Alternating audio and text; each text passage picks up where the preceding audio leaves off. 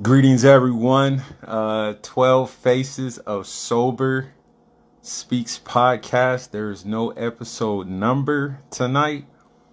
This is more or less a Q&A in regards to my journey. 6 years. I have a wonderful guest who is going to take over.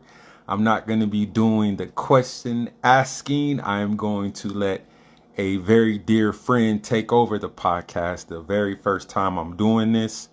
But I definitely this person has been on my podcast, and we hit it off from day one. So I was playing around this morning when I posted. I was like, man, maybe I should go live and talk about some things tonight. So let me see. I think she's already in here. It works. So, you guys have any questions? You got any comments? There she go. There she go. What's happening? Sober. Two Faces is sober right here, but we're not two-faced. Not at all. Not at all. What's going on, Miss Lady? How's your day going? Excellent. Better now that I get to end it with you in Yes. celebration. And I want everybody to say, like, I want people to know, because I was hearing you do the intro there quickly. I ain't the guest here. You're the fucking guest of your own show. Yes. I'm nervous. I'm nervous because I don't know what you're gonna ask me. That's the problem. I am so, first of all, can I just say, like, I'm so honored and privileged to be doing this, because I know for me, like, you know, it doesn't come easily for me to just let anybody hijack my shit. Right. So I'm so honored and privileged to be doing this with you. You already know how much I freaking respect you, adore you, admire you. We are good friends, and you know, here we are, 6 fucking years, dude. 6 I don't. years. Can you believe Yeah, it? that is beyond crazy. Let me just say that, um, you know, I was having a conversation earlier today, and I had, to kind of like go back to 6 years. The night before, I actually went to rehab and everything. Me and my nephew, I love him to death. He's like my little brother. Um, I told him, I said, hey, this is my last night, man. So let's do it up. So I went, played poker with him. We went to a bar, and needless to say, I think I drank till about 3 o'clock that morning, or 2 or 3, somewhere around there. And then my mom and my nephew, they drove about an hour and a half northwest up to St. Cloud, and they took me to rehab through the VA and everything. So I went up in there. I'm not gonna lie, I went in there extremely drunk, and they had me on a little 48-hour watch, which was okay, and they definitely took care of me during those 30 days that I was in treatment. And look at that. 48 hours turned into 6 fucking years of daily miracles, of which you are one. You know, I was reading one of your posts earlier, and post away, dude. I just read your last one. It was really good, and I'm just like, yo, man, it's your day. Post as many times as you fucking want about this shit. Mm. But you know how you were saying, well, yeah. First of all, this shit must feel so damn good. It does. It really does. You know, It, and how people counted you out, but guess what, you know, and I think that's what I always say, right? Like, we were never out the game, you know, we were just watching it from the sidelines, right? Mhm. So never count ourselves out. We're always in it to win it today. But you know, and I think it's more, you know, who'd have thought, but you know, it's not about proving people wrong, it's about proving ourselves right, right? Mhm. So I don't know how you want to do this. I have Uh, I have free reign. yeah. If it's something too personal, I'll be like, all right, let's move on. But I don't think there's not Go for it. too much personal. I Let me see, Mr. Gonzalez 007. He sent a request. I'm not the one that's controlling this. I hit the okay, but you got to talk to the moderator because I'm just the guest tonight. but I don't have control of letting people on or what have you. But yes, let's let people jump on when we'll do that in a minute. Like maybe Okay. let people who want to jump on and give your well wishes live in person. Most definitely we can do that. I think you know what's really cool. A couple weeks ago, I had I went live with Jessie for her 2 years, Okay. which I don't think she's on here right now. But you know, and we just, you know what I really like doing? Like since you're the celebrant, like let's just do a good old school freaking share, you know, what it was like in lead up to, and fuck, we know what it's like today, but like hit us with it, you know, and living in the solution, and you know, like this was huge today. I commend you for that. That's so huge that you went out and did your service work with the homeless. You know how that was of an experience on your 6 years, being able to give back to keep what we've been given so freely, generously, and graciously. I know that you lived in you know, you were homeless at a point as well. Like let's get into all the nitty gritty. Okay. Thank you, Sober Steph 87. I really do appreciate it. Um, for those who don't know me, my name is Kenneth Watson. I have been sober today, now 6 years, November 15th of 2016. I actually got sober. I was born in Jacksonville, Florida, 1979. I only lived there roughly about 4 to 5 months. I am the youngest of 5 kids. I have 2 brothers and 2 sisters. My parents, my dad was in the Navy. So we went from Jacksonville to, I think it was New London, Connecticut. And we were there for roughly about 2 years. And then after that, we moved to San Diego, California. And so that's where I started to get the memories and stuff like that. So I spent the next 18 years in San Diego. My dad was a, I've gotten that before. Yep, I've gotten that before. My dad was an alcoholic during that time. I guess he had his own personal demons and everything that I still to this day don't really know too much about. But I did witness a lot of those late night drinking that he did on like a Friday or a Saturday night.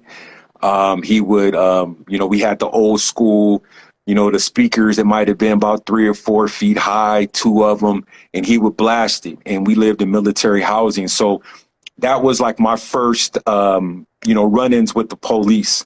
And so at that time, it was like, okay, I'm 4 or 5 years old, hearing my dad blast this music, not really understanding what was going on.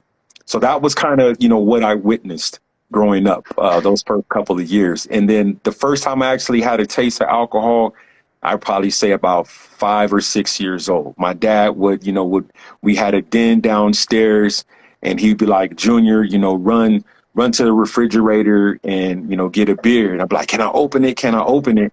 And of course I'd take a sip, not knowing, hey, what's going on, Watch? That's one of my best friends right there from the Army. He's definitely helped me down out in, he's in North Carolina.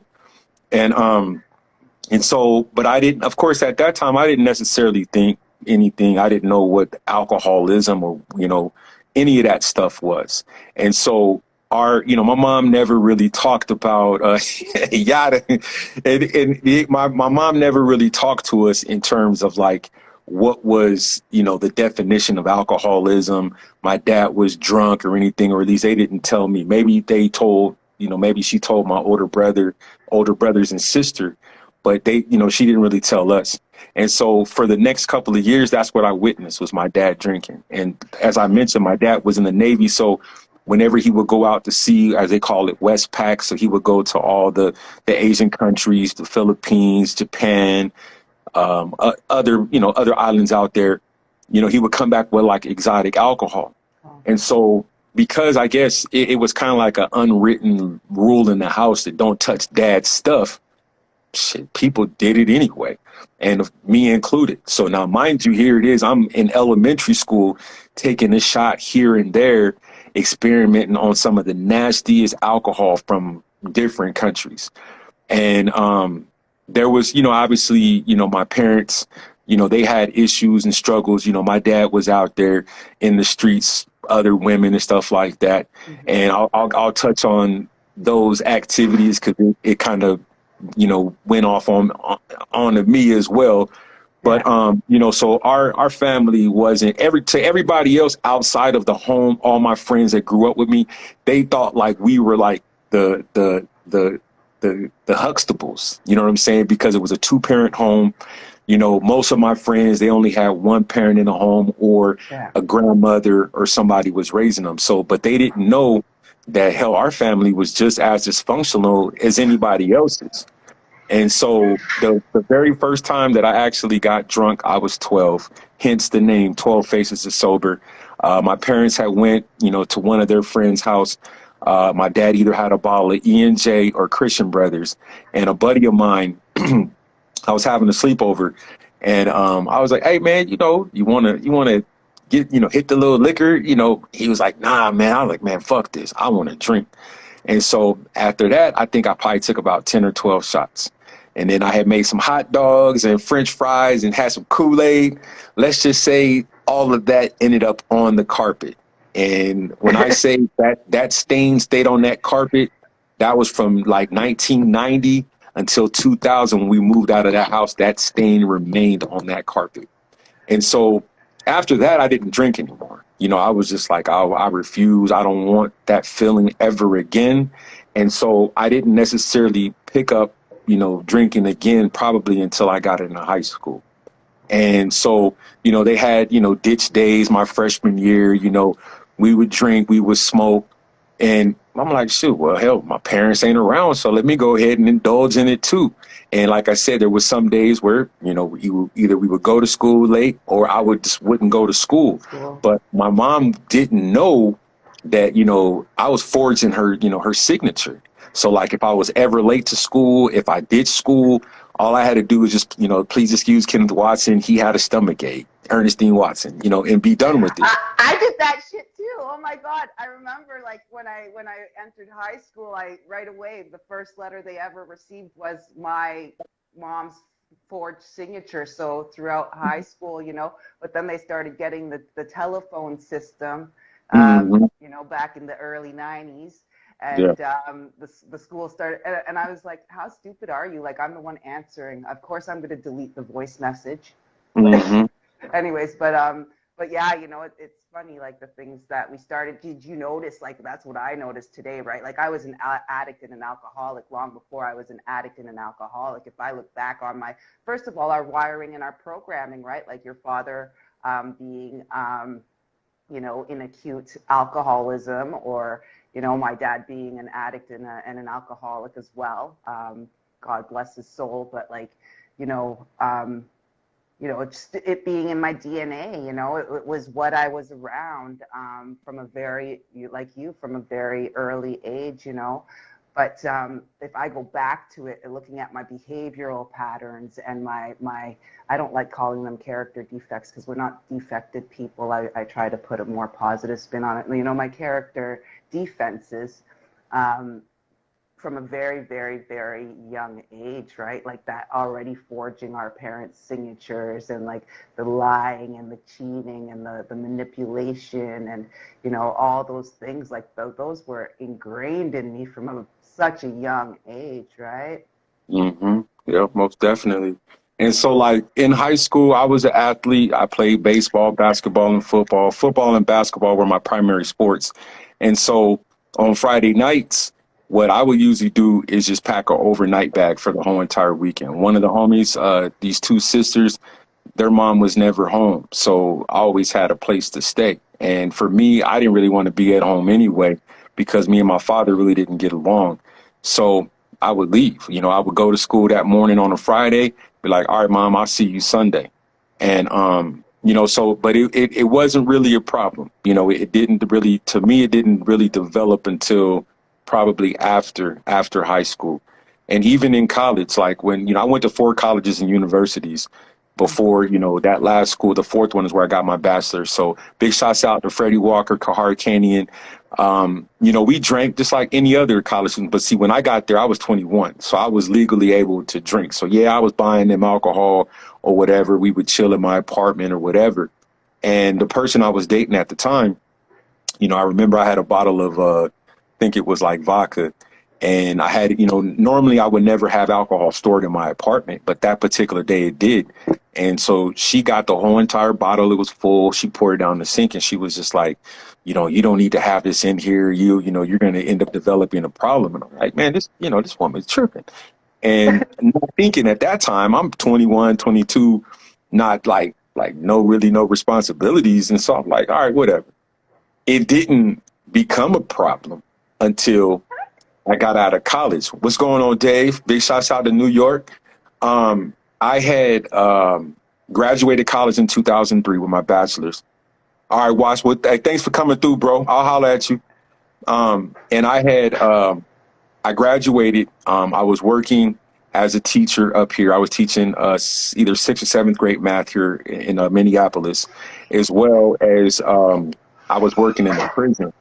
And so I ended up leaving Minnesota and going to, I left Minnesota and went to Arizona. And that's where the problems started to begin because one of my brothers is 10 years older than me. And so like he drank, he smoked, you know, worked a, you know, regular full-time job. But whenever he got off work, that's what he did. He would drink and smoke. And because I was looking for a job, I wasn't smoking. The only thing I did was drink. And so at first I'm drinking like Bud Lights, MGD, Miller Genuine Draft, and that was it. And then my brother's friends would be like, yeah, man, you drinking the girly stuff, man. You need to get on this malt liquor. You know, at that time, the popular beer was St. Ides by, you know, Ice Cube and Snoop Dogg were like the big, you know, people that were promoting it. And so, you know, I'm drinking this stuff. Now I'm listening to these grown men that are 10 plus years older than me. What's going on, Kim? I went to junior high and high school with her. And so I'm hearing them complain and gripe about their relationships, their marriages. And so like all this stuff is like in my mind, like, you know, I hope I don't ever have to be sitting here complaining about women. I was just like, nah, it's never going to be me. I'm not going to have these type of issues.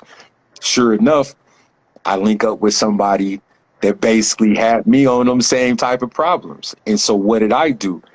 I leaned on alcohol as well because I couldn't find work. And, you know, here it is. I got this bachelor's degree. I want to work in radio. I can't work in radio because I'm going to hip hop stations. I'm going to Spanish stations, rock stations, country stations, sports talk radio. I couldn't even get in the door. You know what I'm saying? So this is before social media. So networking was a little bit harder in terms of trying to, you know, get in. So I started to, you know, sink into a deep depression. And so because of the fact that now alcohol is starting to consume my life, you know, I'm working this job, that job. I might work a week, then quit. Work 2 weeks, then quit. Go get a paycheck and then quit. And so that's kind of how it was. And now I'm in this relationship with someone that's like 10 years older than me that I had no business dealing with. But I did it anyway. And that didn't last. She was abusive, you know, trying to put her hands on me. And I'm just like, nah, we're not going to do this. So eventually I got out of that relationship and I bumped into somebody that I went to high school with my sophomore year. My parents had split up and I met this girl, hit it off. Her mom was in Waiting to Exhale. And I was working as a substitute teacher and at her son's school, didn't know it at the time. And so we, you know, started dating or whatever. Eventually we got engaged. But before we got engaged, you know, we're having a conversation like, oh, you know, do you want to have kids? And I'm like, yeah, you know, eventually. But at that point, I wasn't sure if it was going to happen. You know, I dealt with, you know, the earliest time I dealt with a pregnancy was at 14. The second one was at 17. The third one was at 24, 25. All three of those situations, it didn't come about. And so this time I was more confident because, okay, we're in a relationship. I'm engaged to her.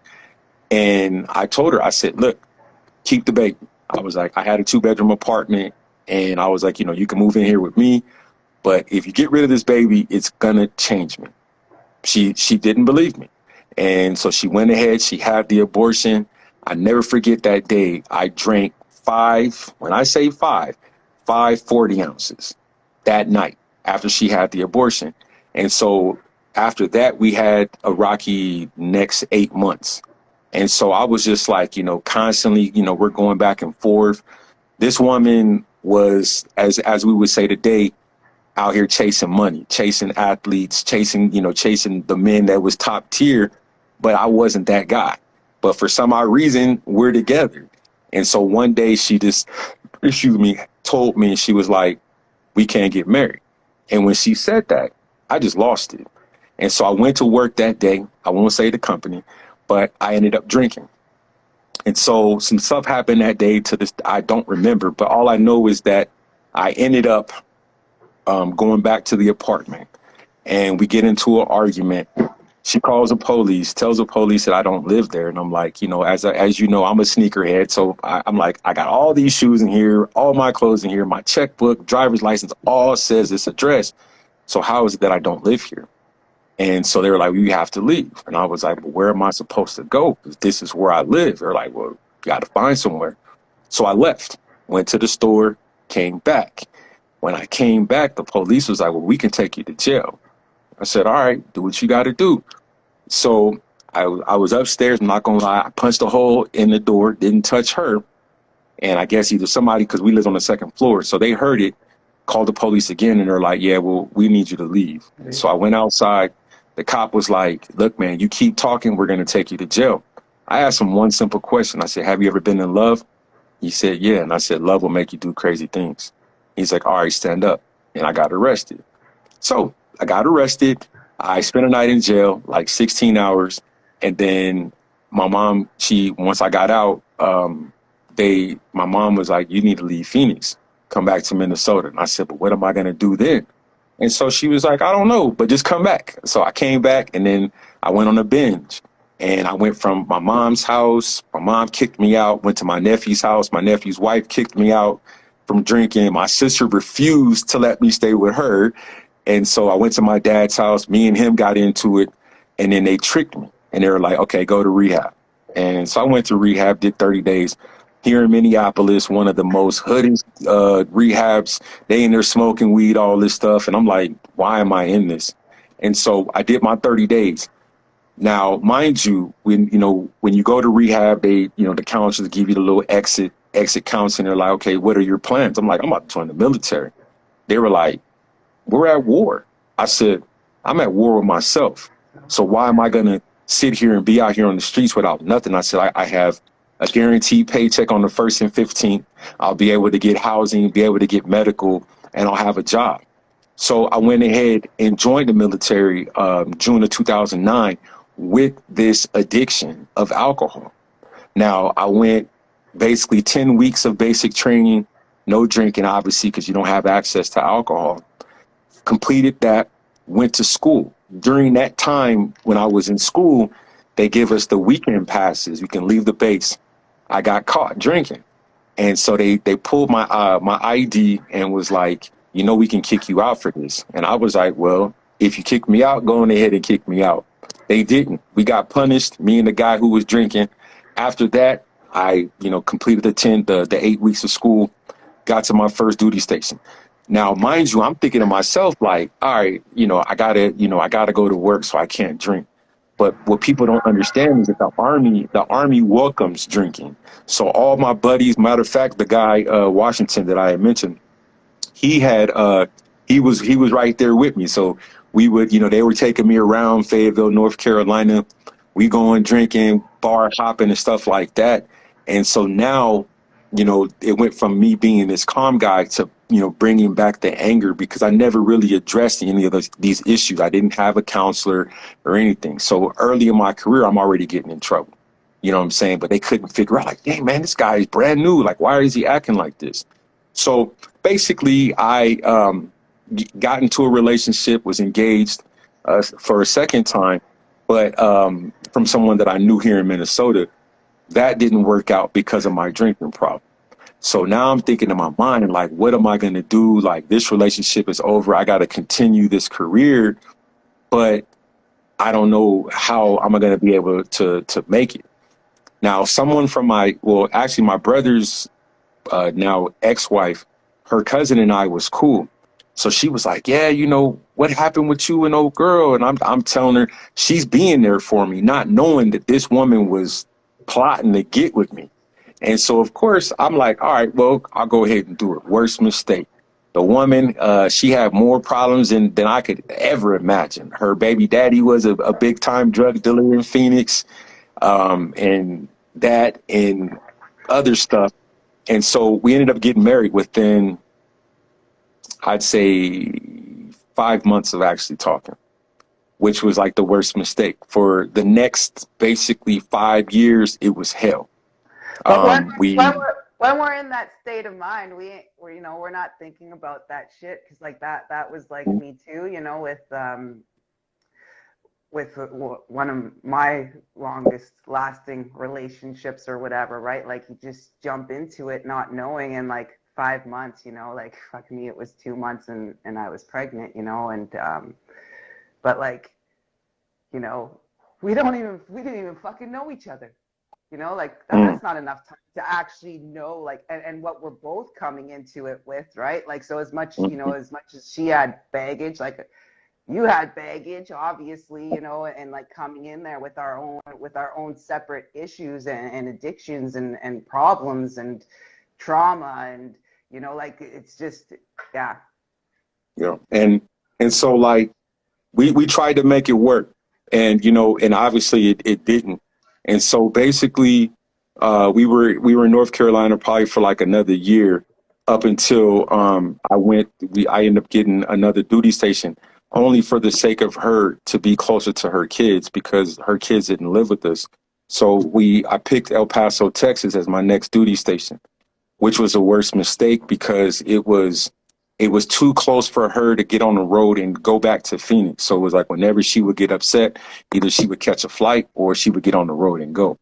And so come to find out, she was messing around with my supervisor. This is like my direct supervisor.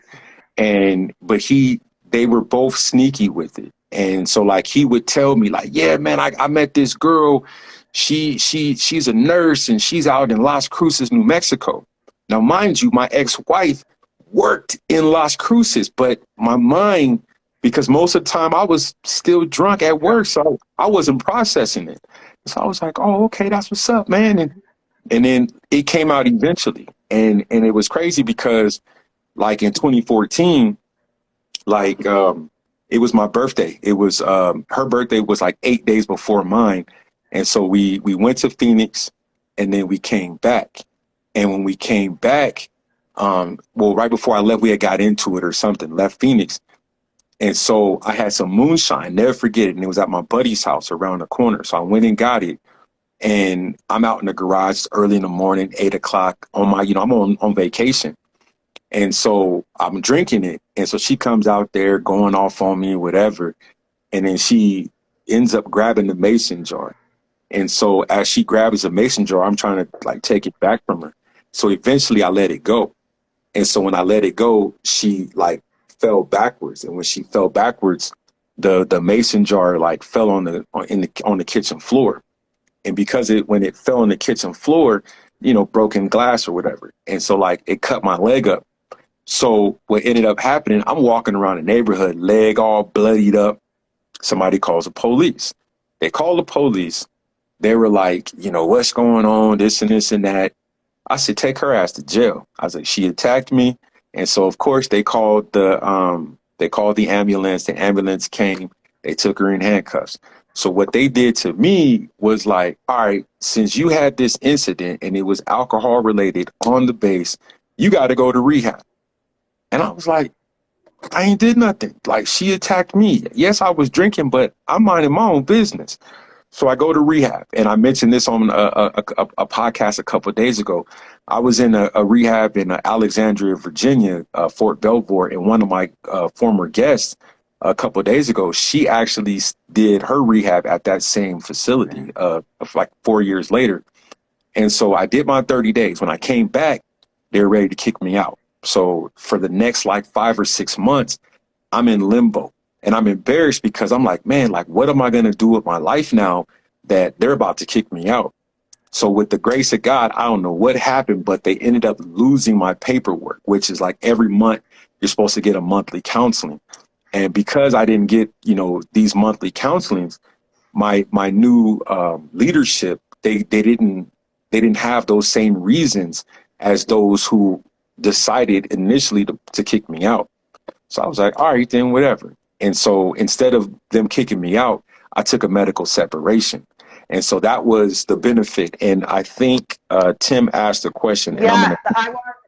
let me handle Oh, that. I went back oh, to Tim's okay. question And so, because and so, that was a perfect segue for it. So yeah, so in terms of Tim's question, he was asking whether leaving the military was your best or worst moment that helped you to get sober.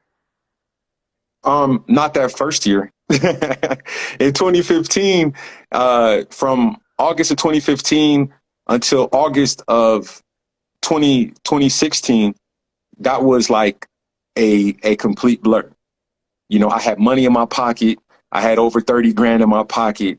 She was draining a big portion of it. I'm spending a small fraction on alcohol. I did a 9-day stint in a hospital in which I almost died due to my pancreas almost giving out. But that still didn't stop me from drinking. And so once we were renting a house, and once that lease was up, because she had left, well, I left her to go to rehab up here in Minnesota. She begged me to come back to Arizona. I did. And the only thing that she did was basically milk the money because she wasn't even there. So I eventually went to a homeless shelter, which is called the Phoenix Rescue Mission, and I got beef with them. But I ended up going there because my family, they were like, yeah, my brother, my oldest brother, he's all religious. And like, oh yeah, they got this teen challenge place or whatever. You'll be all right. So I go in there, come to find out it's a homeless shelter and not a rehab facility. So when I'm telling them this, they're like, oh, he's just saying this stuff because of the fact that he just doesn't want to be there. But in reality, I'm knowing because I had already went to 2 rehab facilities prior to this. And then it was like literally across the street from the prison in Phoenix. And so I was like, all right, so I did 40 something days. I was completely sober.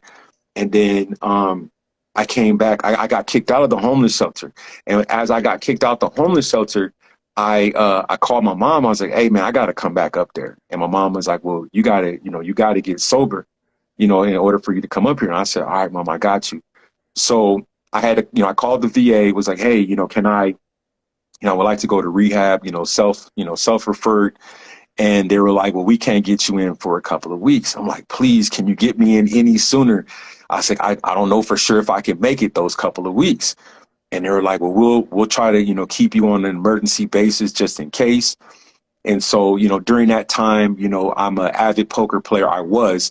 So I would go to the casino. I'm spending $100 on the cab ride there to the casino, spending about $200-300 on the poker table, then spend another $100 to get back to my mom's place.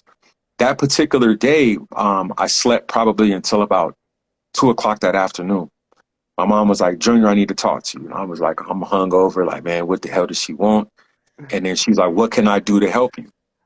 And then she's like, I don't want to bury my youngest son. And when she said that, it was like, okay, I sobered up. I'm not going to lie, I continued to drink. But now I'm like, damn, I don't want that, my mom to have to bury me and it be my fault because I was being irresponsible.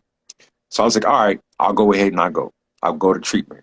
And so that last night, like I said, November 15th or November 14th, me and my nephew had went out and we drank.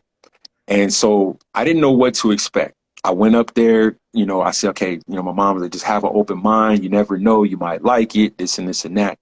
So after the first week, like I said, I was still married. So I was like, all right, well, I had like I had like an epiphany. I was like, all right, I got to get this woman out of my life. So I said, all right, one more time, as Brian McKnight said, one last cry. And I had that. I shedded the tears. I went through my phone and I literally deleted everything out of my phone. And it was like, okay, now it's time to just focus on me. And so now I'm working the program. I'm going to the groups. I'm actively participating, and that's where the 12 faces of the 12 faces sober came from. Because in one of the groups, the counselor, she would have like a piece of paper with all these different faces of emotions, and was like, "How are you feeling today?" I'm like, "Man, sad face. Why are you sad?" And I'm like, "Well, my life is jacked up. I don't have anything going for myself." And so then I called my mom one day and I said, "Hey, mom, maybe I should go back to school." I said, "Because I don't want to go back and live with you." And so she was like, "All right, well, where are you going to live?" I said, "Don't worry about it. I'm going to find a place." And so what I ended up doing was the third weekend, I went and started looking for an apartment. Thanks, Kim. I appreciate it. And so I ended up getting an apartment. The apartment was ready for me the day I got out of rehab. Before that, I paid for my car to be shipped from Phoenix. I also paid to get all my furniture shipped up here. So that was a total of like $5,000 for all that stuff. And so I applied for grad school on a Tuesday, and my old professor now was the director of graduate studies. And so she remembered me, and I was like, "Hey, I just want to get in." I applied. I got accepted 2 days later. And so it was like all these different things were starting to align itself. And so I was like, all right, bet. And so 3 weeks later, I started grad school. And so after that, about 4 weeks later, I'm studying abroad at Nelson Mandela University in Port Elizabeth, South Africa. And so in my mind, I'm like, wow, like these things would not actually happen if I was still drinking. And so And I'm like, all right, so I'm riding, as they say right now, I'm riding a wave. You know what I'm saying? So now yeah, I'm doing what I want, because when I was married, I wasn't able to travel. I was going to San Diego now. I went to Brooklyn. But as I'm going to all these different cities, I'm also going to sporting events. I went to an NBA game in Brooklyn. I went to a baseball game in San Diego, a football game in Cleveland, Ohio. And so now it's like, okay, this stuff is starting to kind of come together. And so the students at St. Cloud State was like, "Oh, gee, why are you here? You could be doing whatever you want to." I said, "Well, I don't have a life." I said, "I need to take my mind off of whatever was going on and put my mind into something else." They're like, "You got to write a book. You got to write a book about this." And I was like, "Man, not right now, but I will." And so I went ahead. I pretty much could have graduated in 3 semesters with my master's degree in communications, but my professor made it to where I had to go back that fourth semester. And so I graduated December of 2018. And so I gave myself a little bit of time off for like 6 months. And then that's when I decided, okay, yeah, I can start writing the book. And so it took me about a year to write it. And then I put it out on my birthday weekend, August of 2020. And so now, after I wrote the book in 2020, each year I've done something different. I created the podcast in 2021. I was featured in the second book, co-authored about racial profiling. And then now I'm working on two books at the same time. And just been doing podcasts ever since. And so to answer your question, Tim, yeah, the military, post military life, that first year was definitely hard. I had a lot of things I had to sort out to adjust back to being a civilian. But then once that year got, under its belt, and I got sober and seeing all these opportunities, being around positive people, not the negative in Phoenix, life started to, improve. getting And then better. even now, oh, go ahead. I'm sorry. I think too, it just in that trajectory and in retrospect and going back to a few elements that you had raised, that last stint in rehab was actually the first out of the 3 times that like you actually show you like the intent was there, but the willingness and the Mhm. wanting it for yourself, and the wanting to do better and be better for yourself, and applying for grad school. And I think when you were telling your story, the other 2 times, it was the cops sent you there, and the first time, I think it was your family like that absolutely like wanted you in there, right? Yeah. So that's huge, that third time, 3 times a charm. Yes, yes, indeed. Third time's a charm. But Yes. you know, just going back to it too, you know, there was some elements of your story that really resonate with me, you know, and that success and being, you know, being an educated man. Let's get real, you know. Early on in your life, 21 years old in university and everything. And I know for me, that level of success, you know, academic success, because I was always academically and professionally successful until I wasn't anymore. Mm-hmm. But that making me think, well, first of all, that just fed my ego, because, you know, I was like the 20-year-old whiz kid having my university degree at the age of 20, but like, and a great job from the jump. But you know, would you say that too? For like, did you have any that kind of success kind of go to your head and kind of be like, I don't got no fucking problem, you know? Yeah, I my don't got no sister. problem. I'm educated. I'm well paid. You know. Yeah, my sister, Quisha, she had to humble me numerous times. Was like, "You think everything should be handed to you because you have this degree?" I said, "But you don't understand. Like when I was in school, you know, I didn't go to a predominantly black school. I went to a school that was white and Hispanics, and so they were telling me, you'll be lucky to have a trade. You won't even be able to get an associate's degree." So for me to be the youngest of five kids and the first one to have a bachelor's degree, and now the only one to have a master's degree, and these are things that I achieved that on both sides of my family, the males didn't have. You know what I'm saying? So to me, it was like, man, like I felt like when this person told me this in high school, and now that I have this piece of paper, that I should have been just ahead a little bit further. Nah, that wasn't the case. And so it was like, it was hard. I sunk into a very deep depression because I'm taking jobs at, you know, $7 an hour, $8 an hour, when I'm thinking like, okay, I should be getting 20 something dollars an hour. And so it eventually humbled me. And I obviously I realized that now, like I just don't, I can't work. I can't be around people like that. I can't take those directions because of all the crap and chaos that I went through in the military. When you got people, like I said, I joined the military at 30 years old. So I got these youngsters that don't have no type of work experience. They just got military under their belts, no real life stuff. And it was like, you telling me what to do? You ain't even done nothing. And so that's kind of how, you know, my ego, it got there. And so like now you know, looking back at it, I probably wouldn't have had that type of mentality. And then I probably would have stayed with some of those jobs because it was like, it was a stepping stone to something else. But then it was like I mentioned earlier, I would work a week or two and get a paycheck and I would leave because I wasn't happy and fulfilled within the jobs that I was working because it wasn't in my field. So, Mhm. but yeah. Um, and then just to go back to it too, you know, because I always focus on the fact that, like, you know, obviously, alcohol or drugs, you know, those are never the problem. Those just become, you know, the solution to our every fucking problem, right? Hmm. And you know, you hit on a couple of traumatic unfolding of events in your life, you know, the abortions, the especially with your wife there, and that divorce and stuff like.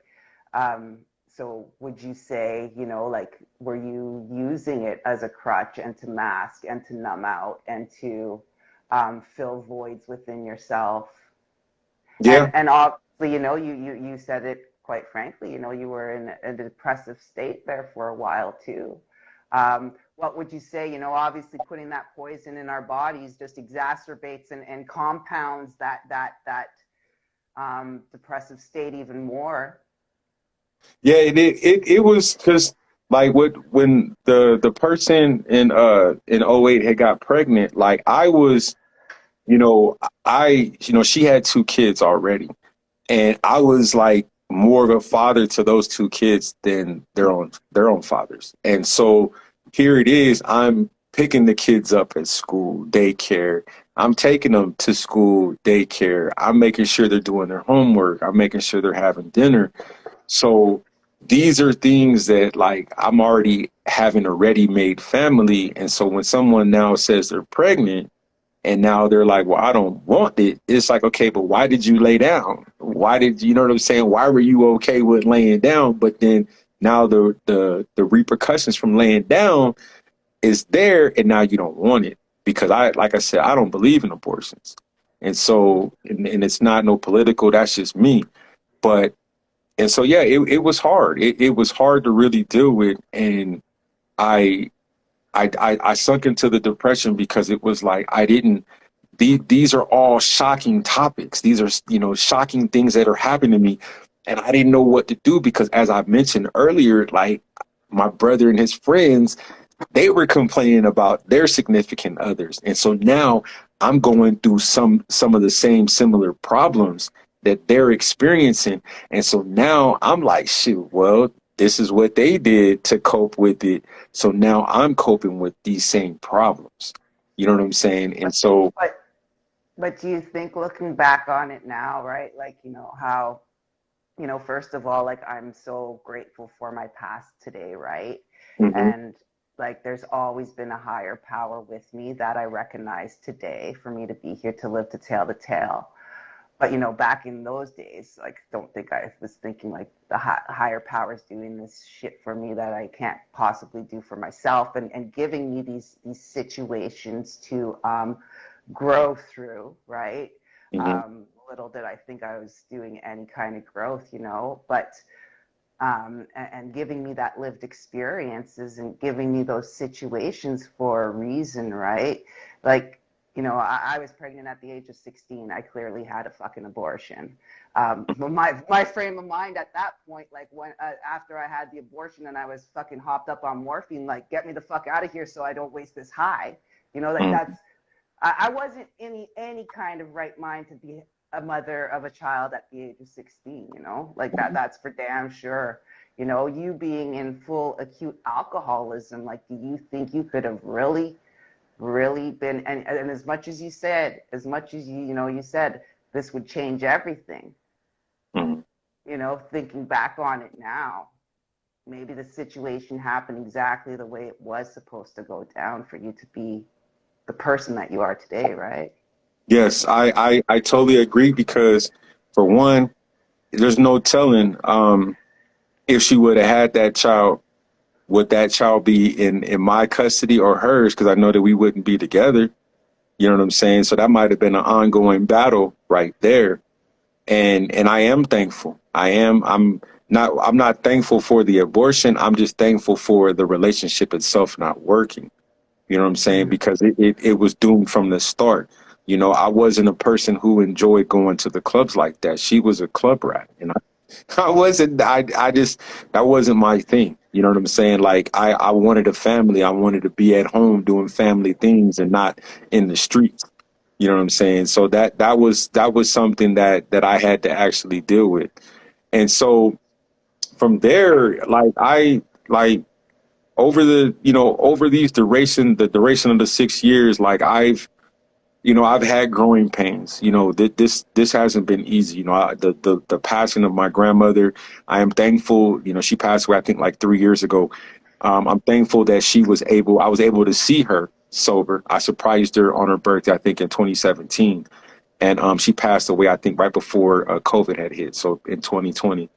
And that was, to me, was a blessing because I would always call, and my dad, he would, oh yeah, Junior done got in trouble again, and she's like, when are you gonna stop? And I'm like, I don't know. I was like, but once she knew that I had gotten sober, like, she was just like, I am super duper happy and I'm proud of you. And that was the I ultimate. think I think that's so huge. And I think Courtney's on here too, and the other day, 'cause she had such a close relationship. Yeah, she's on here. She has such a close relationship with her grandmother who passed recently, and being able to be there present for her, and to be able to show up and to be able to be in that present and clear state of mind was so huge for her, and I go back to it. Like, I lost all my grandparents. I was in active addiction. My dad, well, whatever, I think he passed from the disease, like, who knows. But, like, you know, and however, like recognizing, that they are so proud of me, looking at me from above today, but like I just cannot even imagine. Well, yeah, I can, because I just know how proud my mom is of me, and she's still here, and that's huge to be able to be there for your family finally. Yeah, and it like it was, and I think the hardest part for my grandmother is because I look so much like my father, is that it was almost like she was reliving the same exact stuff Mm. that my dad, or not gonna say all of it, but just a lot of the similarities of Hmm. situations, and so that's kind of probably what she was seeing. It was like, oh man, he's doing the same thing his dad was doing, and for her to at least see the first almost 4 years of my sobriety was, or even if it was a phone call, so it wasn't like those drunk calls. It was, juniors calling to check on you, and she knew that I wasn't drinking, so that was Break a plus. and seeing you break that cycle and that generational curse, right?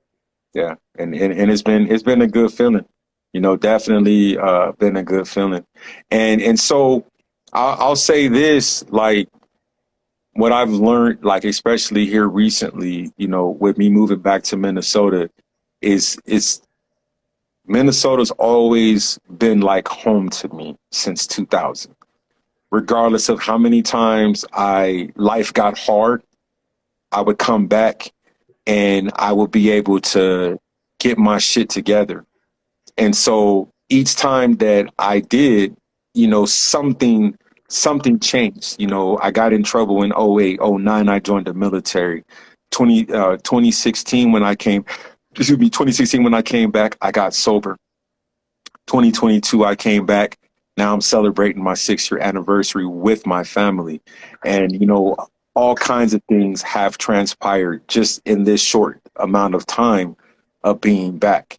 And the opportunities, I don't know how much I want to share. I know I was supposed to do. Well, do you want me to share this, or should I wait until I get the confirmation? But yeah, I have opportunities coming up. I might be doing some speaking engagements. I might be working with the veterans on a mentor level, just trying to give back, because I know that for us, in our age bracket, when we were doing a lot of our things, there wasn't really the OGs that was telling us, hey man, this is not good for you. You might want to stop. You might want to do this because, you're going to have health issues. You're going to catch a DUI. You're going to have all kind of multiple issues with the police. Luckily, I knock on wood that I never got a DUI. I've been in handcuffs. I've been arrested probably about 3 different times. And only one of them actually stuck as far as a record. But and that fell off, I think, like after like 5 or 7 years, something fell off my record. But it's good to be able to have a platform. I met a lot of youngsters when I was doing my graduate program that I still am in contact with today. And I'm raw nut cut with it when I tell them, like, man, y'all can party it up now. Yeah, pop the bottles. Yeah, do all that stuff. But you don't want to be in your 40s or your mid to late 30s having health issues because of all that partying and drinking that you were doing in your 20s. I said, so I'm not telling you to stop drinking, but you might want to start thinking about it. Is this something you want to do for the rest of your life? Because if this is something you want to do for the rest of your life, just know that it's going to come with some health or legal problems, financial problems, relationship problems, all things that I've experienced, things that you Hmm. may have experienced. And so a lot of people thinking like, oh, these just some old people just talking. Nah, we done been through No, it. no, We've no, no, had no. fun.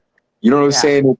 The hell, And I I got. think that's all we can do, right? Is just lead and show by example, right? Today, and in our actions and our approaches, and Mhm. how we carry ourselves and our character and our integrity, like things that are so huge to me that I call my gifts of recovery, right? But going back to it, like, yeah, it is a fucking party at first. It is totally a fucking party until it's not a party no more, and I don't even know where it went from that party recreational use to daily habitual abuse. Yeah. And but that's the progressiveness of the disease, and like, it was definitely not a party when it was party Alex of one by the end, over the span of 28 years. And ruining and completely ruining myself on every fucking level. Yeah. Whether it be mentally, socially, physically, financially, professionally, you name it, every fucking level I ruined myself on, right? So when we go into that creating our own insanity, it's pretty fucking insane to create your own misery, demise, and ruin, and not being in that right state of mind. But like, obviously our priorities weren't in check. Like, I know I consumed it because it totally consumed me. Like, that's all I was thinking about. That's, like, when can I get my next hit? When can I get my next swig of whiskey? When can I, even though I was somewhat, I thought I was functional, but apparently not. I was, we all we all I thought we was thought functional. I thought I was the greatest liar. Everybody around me knew what was happening, except the only person I was lying to was my very self in the end, like apparently I couldn't even keep up with my own fucking lies anymore or whatever. Like, it was just chaos. It was just nuts. It was absolutely nuts, that living that life like that. That's not even life, right? That's not even living. No, it's Like, not. You're just existing. You're just taking up space and not doing or wasn't doing anything that was meaningful. Like what we're doing today is meaningful.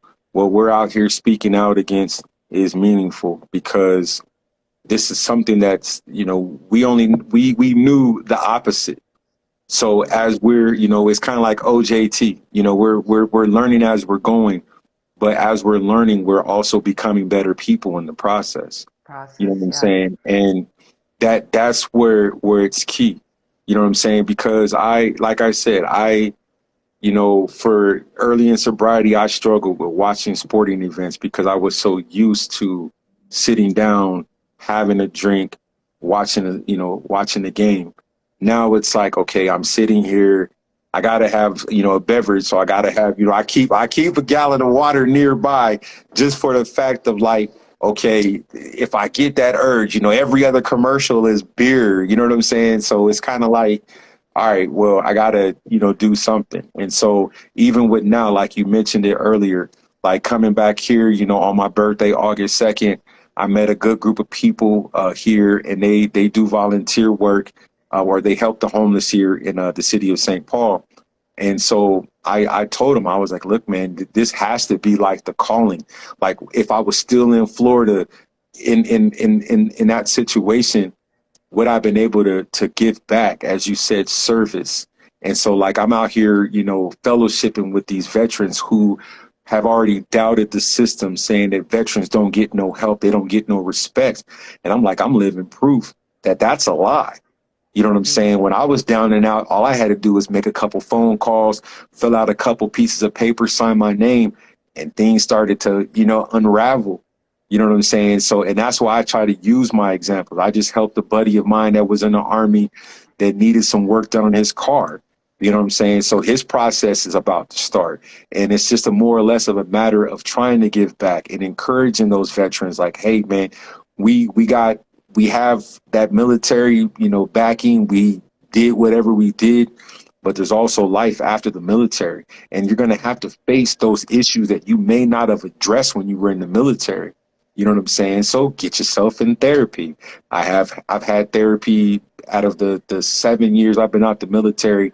I've been actively in therapy over 5.5 years. I haven't had the greatest of therapists, but I've been actively in therapy. You know what I'm saying? To address it. At one point, I was taking a lot of medication. Now I just don't take it because I just feel like I don't want to be addicted to any of that stuff.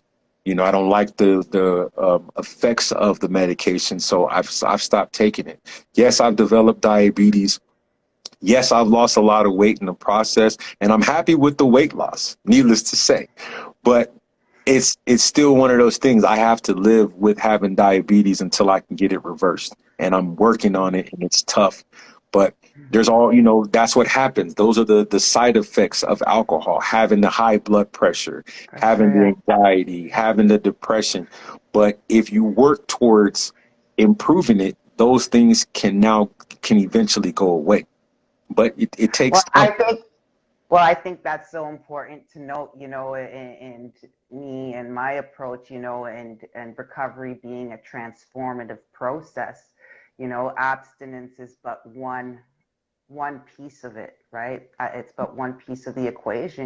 It's about improving our health and our wellness, thereby improving our quality of life. And when I say health, I mean health on every level. So your mental health, your physical health, and your spiritual health, right? Brain Mhm. fit, body fit, spirit fit. So I think that's really huge that you just hit on that, obviously. And I guess you probably already do see, because I know that you do work out regularly, my fellow gym goer. You went and trained last night. But um, do you see as you're incorporating, and let's get real, it's behavioral habit change, right? Mhm. Everything begins and ends in the mind. Changes in the mind. It's our behaviors. It's changing our behavioral habits. As much as drugging and drinking was my daily norm and was my routine. You know, Mhm. um, And then but to add really on begin my there, recovery. and add, and if you, in my case, I want to add two things: changing the people, places, and things. Like Yeah, if I would have stayed in Phoenix, I'd probably still be drinking today. yeah, and Even coming up here, I had to shake some of my friends that I was cool with before, because I just didn't want to be around all that alcohol. Like, I'm good. You know what I'm yeah, saying?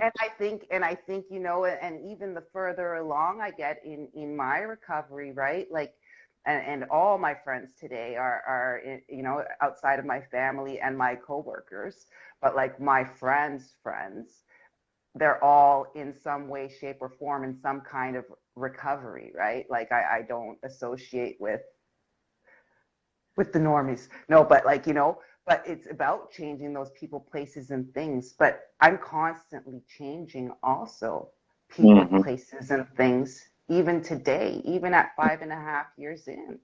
Like, Hmm. and you were kind of hitting on and alluding on this, like that this last year hasn't been a fucking easy go for you. Just because you're sober, don't mean fucking life doesn't happen.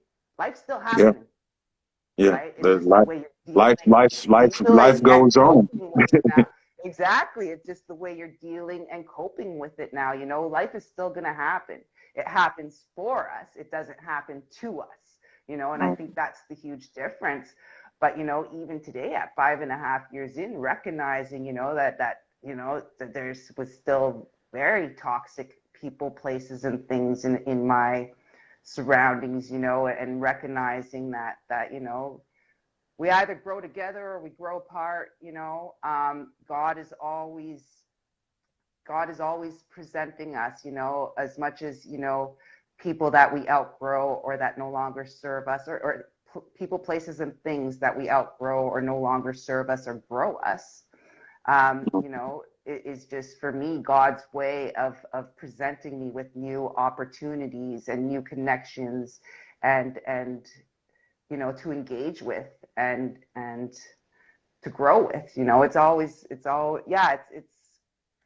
I find that neat, because I am like, no matter how long I'm in this for, like, there's still, it always does come down to the people, places, and things in my life.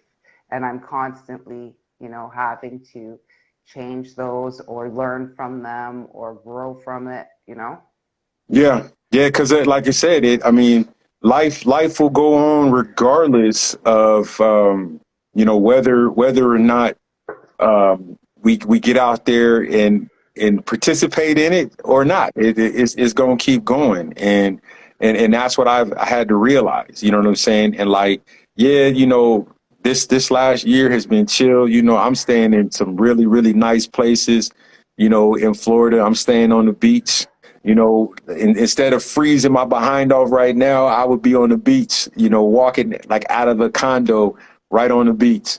And I went from that now coming back to some freezing cold, because I got on like about 4 or 5 layers of clothes right now, and I'm not happy with that.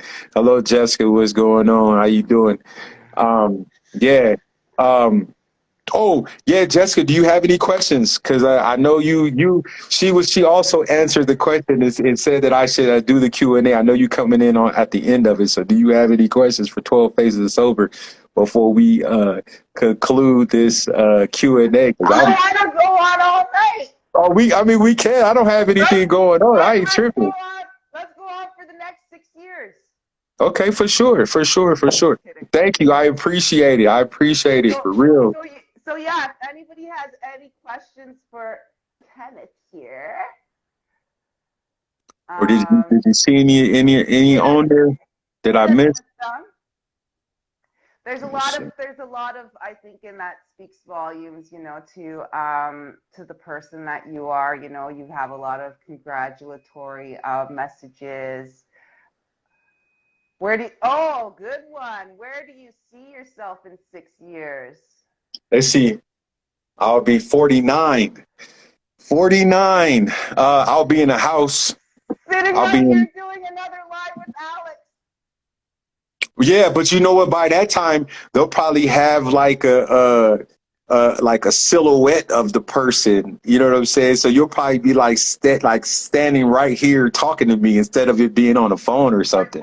Some 3D, 4D, fourth dimension shit. Yeah. Yeah, like some. Or I'll be able to just jump right through the phone and actually go there live.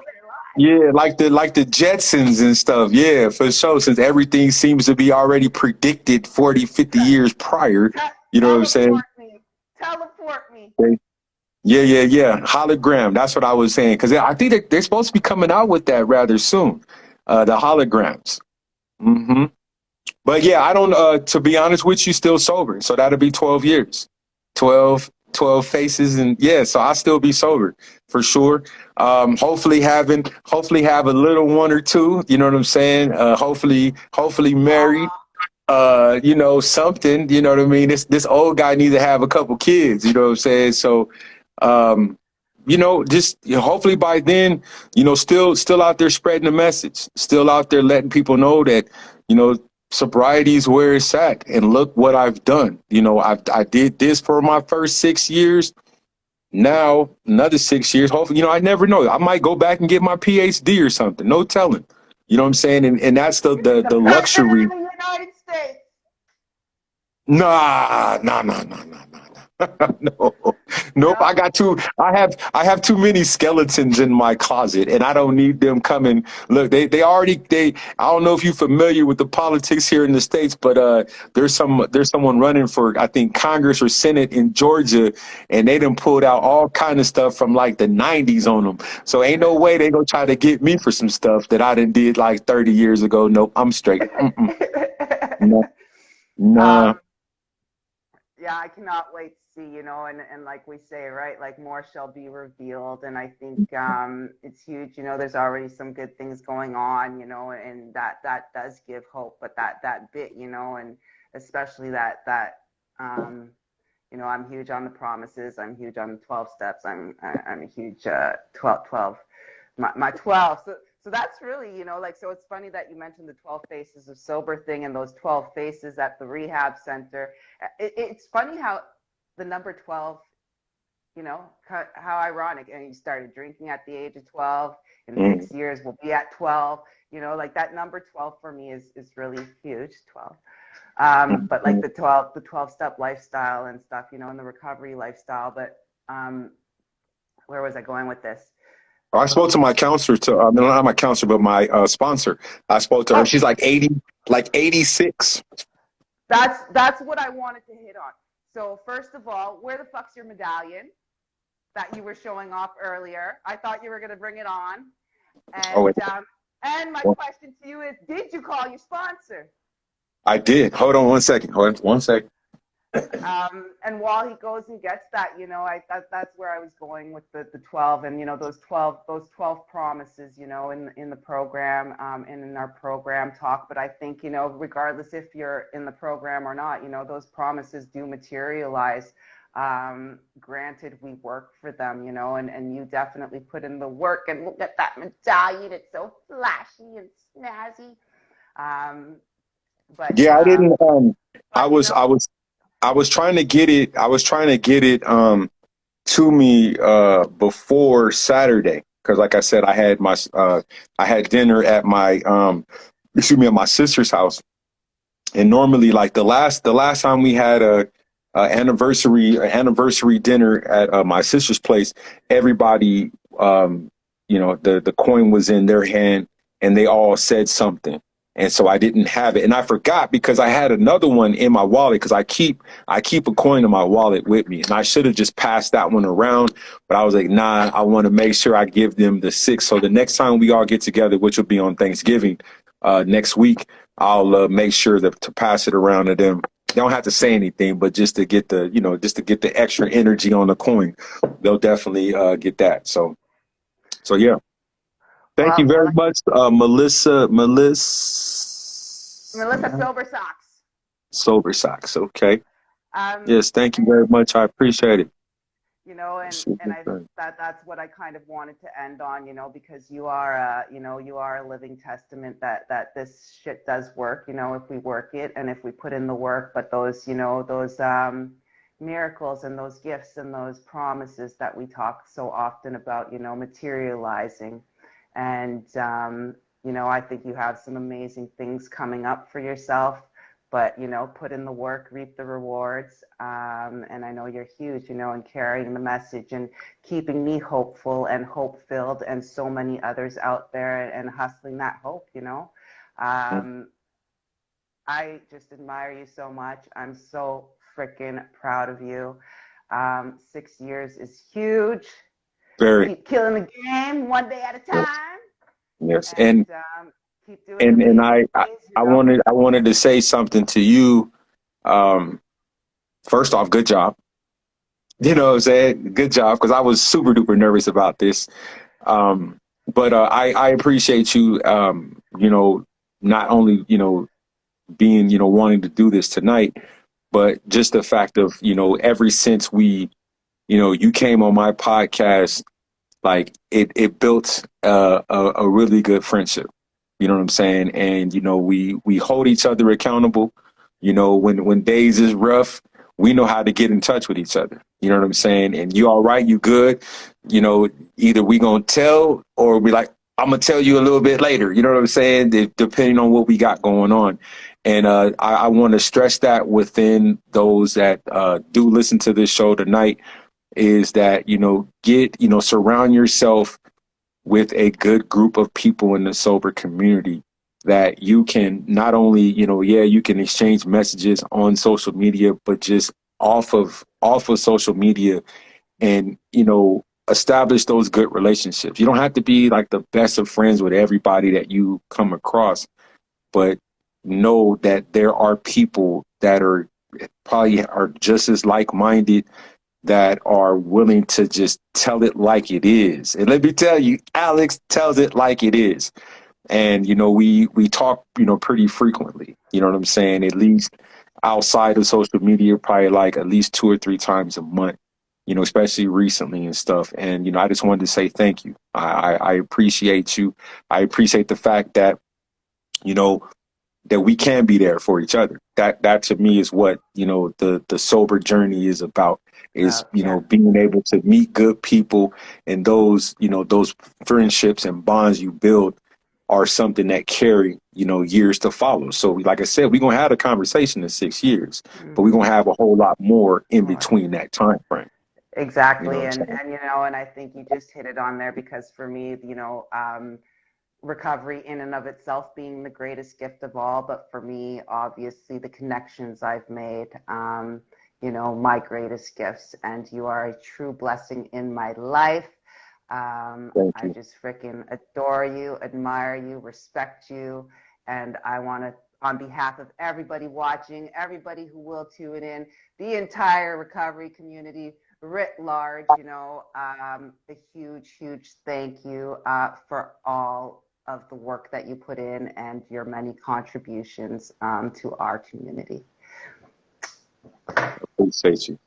Have a wonderful night, everybody. Thank you so much for tuning in to 12 Faces Sober 6-year anniversary Q&A. What a success. I can't wait to do this on your live. All right, y'all. Y'all have a good night.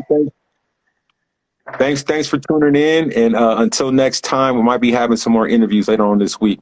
But this is 12 Faces of Sober. Thank you for being able to share a part of my memory of my 6-year anniversary. So thank you for all those that tuned in, commented, everything. It's truly heartfelt. I appreciate you guys. Until next year, we're going to do this. All right. This is 12 Faces of Sober. Y'all take care. Bye, everyone.